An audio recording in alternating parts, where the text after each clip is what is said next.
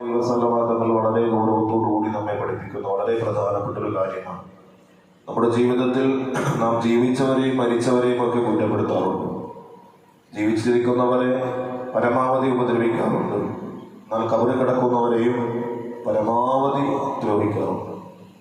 അള്ളാഹുവിന്റെ ഹബീബായ നബി സല്ലല്ലാഹു അലൈഹി വസല്ലമ തങ്ങൾ പഠിപ്പിച്ചത് ഉദ്കുറു മഹാസിന മൗതാക്കും, നിങ്ങളിലും മരണപ്പെട്ടു പോയവരുടെ നന്മകൾ നിങ്ങൾ പറയുക.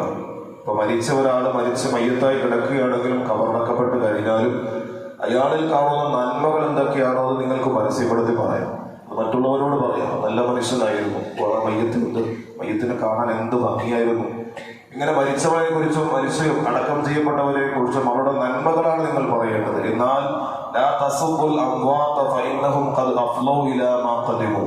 മരണപ്പെട്ടവരെ സംബന്ധിച്ചിടത്തോളം ഒരു കാരണവശാലും അവരെ കുറിച്ച് മോശമായ വർത്തമാനങ്ങൾ ഒരിക്കലും പറയാൻ പാടില്ല. മരണപ്പെട്ടവർ ഒരുപക്ഷെ ജീവിച്ചിരുന്നപ്പോ അവര് വല്ലാതെ തെറ്റുകളോ ക്രൂരതകളോ അക്രമങ്ങളോ ഒക്കെ കാണിച്ചവരായിരിക്കും. പക്ഷെ അവർ ഏത് തിന്മകൾ ചെയ്താലും ആ തിന്മയുടെ ഫലത്തിന് വേണ്ടിയാണ് അള്ളാഹുവിന്റെ അടുക്കലേക്ക് അവർ പോയത്. ആ കാര്യത്തിലേക്ക് അവർ എത്തിച്ചേർന്നു കഴിഞ്ഞു. പിന്നെ നമ്മളവരെ വീണ്ടും ഉപദ്രവിക്കേണ്ട കാര്യമില്ല.